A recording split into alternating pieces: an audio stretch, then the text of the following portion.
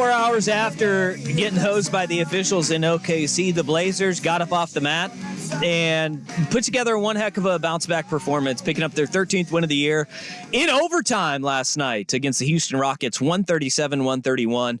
I think it was more than just Anthony Simons who went off in the third quarter.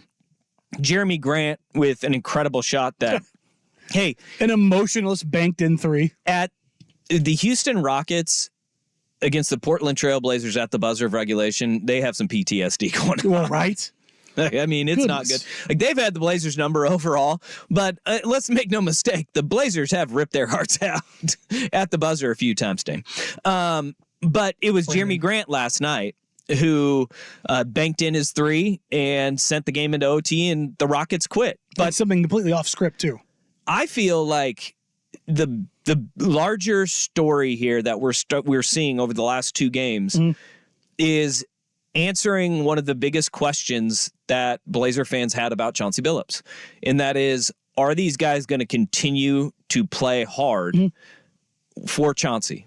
Because that's a legitimate question that has reared its head over the last handful of weeks, which have been the doldrums of the season, right? Yeah. You get your butt absolutely handed to you the last time you played the Thunder, and they put in. I still think that loss to OKC was one of the best efforts they've had all season long. Yeah, no, they were competitive the entire game. They got down a little bit. They fought and they clawed. That fourth quarter was up until that absolute screw job by that absolute moron official. Was one of the most competitive we've seen from this team all year long. There was, 13 lead changes in the fourth quarter, if I remember right? It was insane, the back and forth. It felt playoffy. Yeah. And I was like, I haven't felt this all season. The lead up to that game, playing like crap, the struggling, a big part of it was Ant sucked. Ant sucked for 2.5 weeks.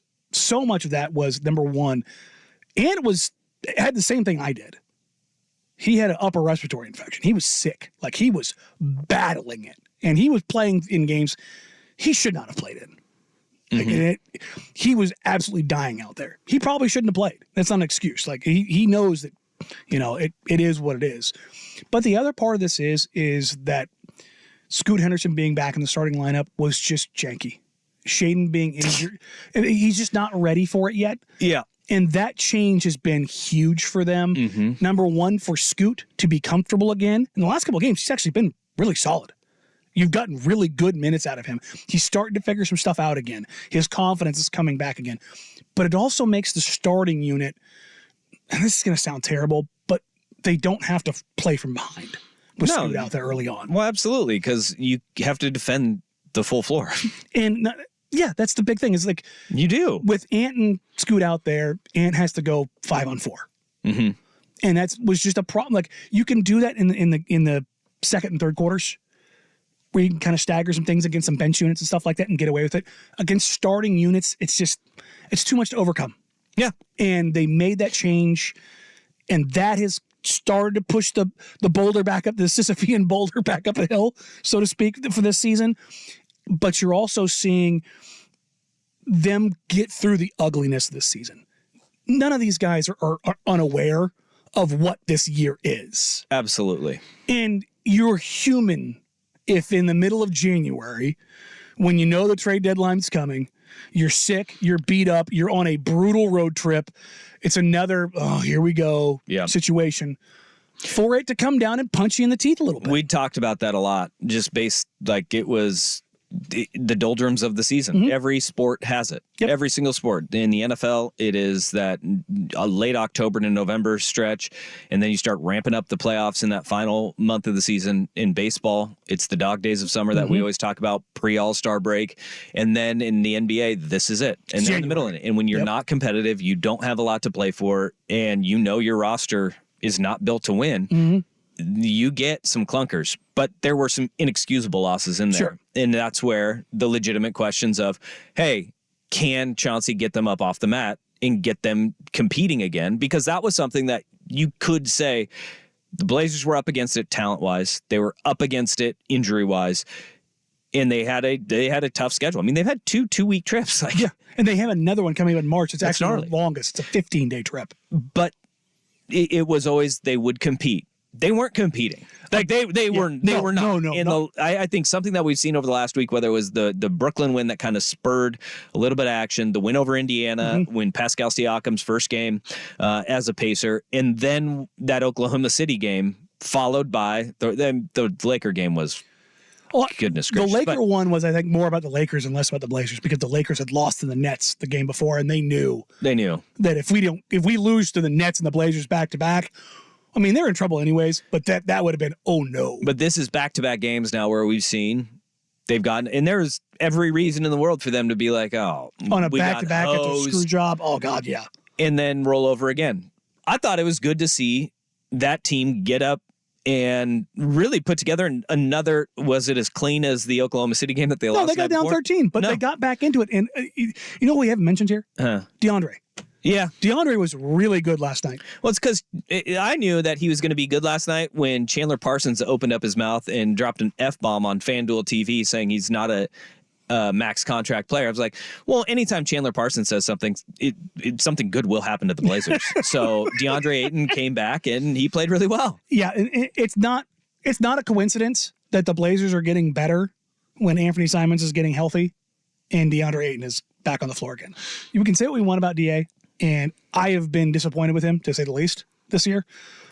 But even a moderately functional DeAndre Ayton on the defensive end is such a drastic upgrade over any other option that they have.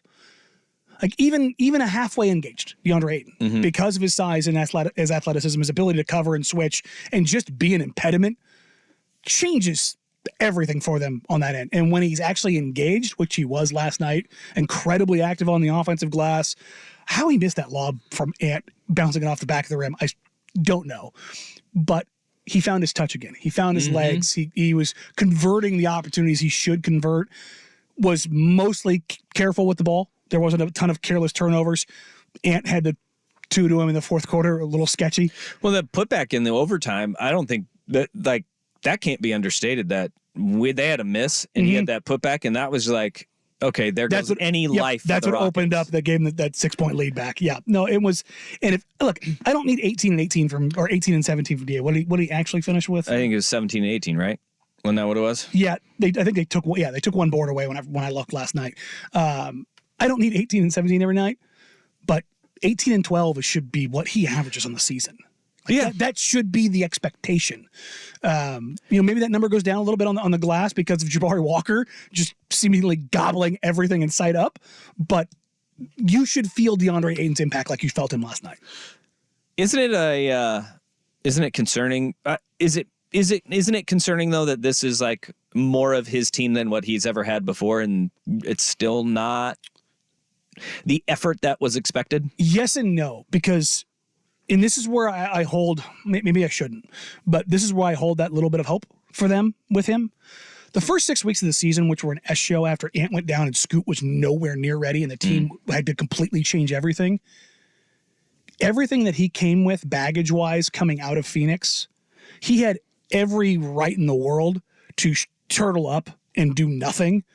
And he good soldiered and he played his butt off those first 6 weeks. And I went, you know what? Maybe he will figure this out. And I think it wore on him. And he had some off the court stuff, which for those that just Google, you'll figure it out. That I think derailed him personally for a couple weeks there. Went full basket of cats and it sent him sideways. And then his knee, the tendonitis, like I saw his knee. His knee was the size of a freaking cantaloupe, man. He was fighting it. So I think you saw like the full derailment for about 3 weeks. Right. And then the injury, which kept him out another 3 weeks. And it took him a couple games to get back. I think if you can get the guy that you had effort-wise from the beginning of the season, which I think he's willing to do and not capable of doing. And I think as we start to kind of round the corner back and everybody starts getting healthy and there's a semblance of a pecking order. Right. That they can get back there. But yeah, it worries me. It does, because my God, the talent is like, he wasn't 100% last night. He wasn't that wasn't his best effort. There were times where I'm like, man, get back. But even his best effort got you 18, 17, 3 and 2. Like and I think that is where the frustration. That's the frustration. That's where the frustration. It's even more frustration than you got with Nurk. Yeah. Because talent for talent, Aiton's more talented. Sure. There's just no argument there. So can they figure that out? That might be more important than Scoot showing a little bit more development going forward the rest of this year. Right. Then can they get DeAndre Ayton to be 85% of what he can be?